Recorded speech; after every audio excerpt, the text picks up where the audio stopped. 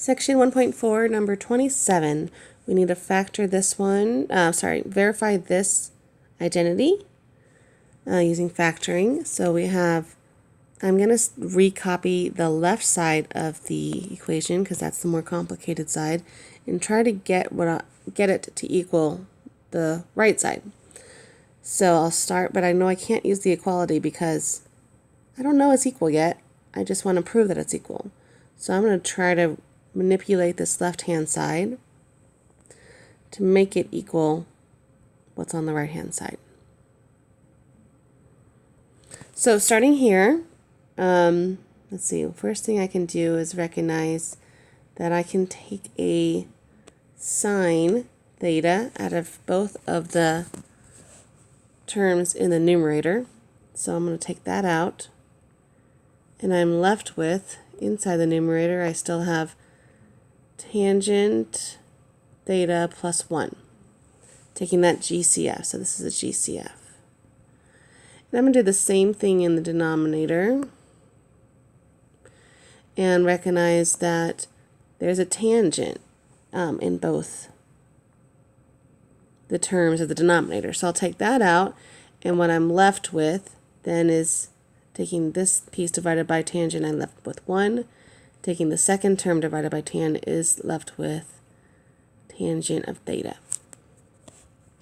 Okay, so now I can recognize that this piece is equal to this piece. So those are both the equal factors. So canceling in a fraction is a little tricky. For example, I could not cancel out this tangent with this tangent because there's this plus sign here in the middle. So that makes it so it's an add-in, it's not a factor, and we can't, division does not undo addition, it only undoes multiplication. So I cannot do that. But on this one, this is a factor, this whole thing inside the parentheses.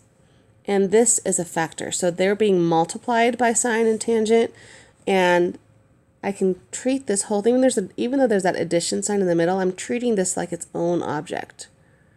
It's the tan theta plus 1 is a factor, and 1 plus tan is a factor. But those are equal factors. So since they're equal, I can cancel those. And then I'm left with just sine of theta over tangent of theta, which I can rewrite as sine of theta divided by tangent of theta. And then putting in terms of sine and cosine, I can call that sine of theta divided by sine of theta over cosine of theta. And then I'm just going to rewrite that one as a fraction as well, so I can do some fraction tricks and shrink that up to get myself some more space here. And division of fractions means flip the second and multiply.